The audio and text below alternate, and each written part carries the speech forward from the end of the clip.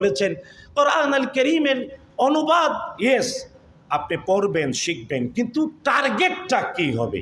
এক number target হবে আপনি রুহুল আমিন ভাইয়ের ক্লাসে পড়বেন, গ্রামার বুঝবেন, কিন্তু প্রথম উদ্দেশ্য হবে কোরআন থেকে নিজেকে আবিষ্কার করা। পারবেন? কে কে পারবেন একটু হাত তুলেন যে কোরআন পড়ব কোরআনের আয়নায় নিজেকে আবিষ্কার করার জন্য। কারণ আল্লাহ তাআলা সূরাতুল আম্বিয়া 21 নম্বর সূরার 10 নম্বর আয়াতে বলেছেন, লাকাদ আনজালনা ইলাইকুম কিতাবান ফীহি যিকরুকুম আফালা তাকিলুন। বুদ্ধি যদি থাকে, আকল যদি থাকে, তাহলে কোরআন পড়বা, কোরআনের পাতায় কোথায় তুমি আছো। পারবেন ইনশাআল্লাহ?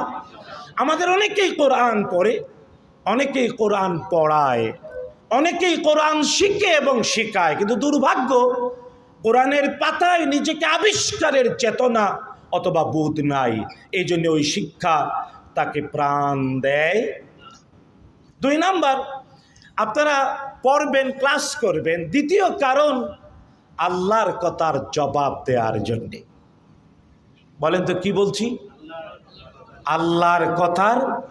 আচ্ছা দেখুন, সূরাতুল ফাতিহা পড়লে আমিন বলেন না বলেন না আপনারা? আমিন কি সূরাতুল ফাতিহার অংশ? না।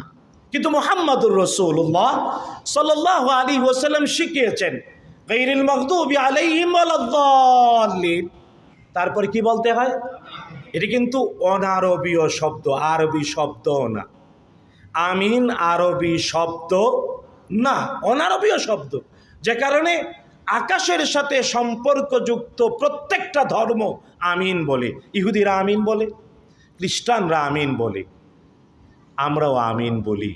তার মানে আল্লাহুম্মা তাকাব্বাল, আল্লাহ তুমি কবুল করো। আপনি সূরাতুল ফাতিহা পড়ার পরে যদি আমিন বলেন, তাহলে আপনি কোরআনের অনেক জায়গা আল্লাহ প্রশ্ন করেছেন, জবাব দেন।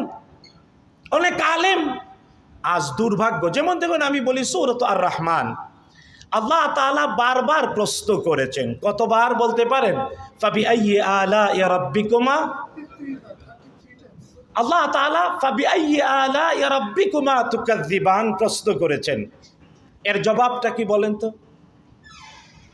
আপনারা তো আগাবেন, এই জন্য এখানেই একটা সীমাবদ্ধতা আছে। আমার ভাই রুহুল আমিন তিনি সাধারণ, কিন্তু তাকে এই জিনিসগুলো ধারণ করে পৌঁছে দিতে হবে। আমি কথাটা এই জন্যে বলছি, এই জন্য আলেম ওলামা এবং সংশ্লিষ্ট সাবজেক্টে এক্সপার্টকে আরও, এটা রুহুল আমিন স্যার এটাই বলেছেন।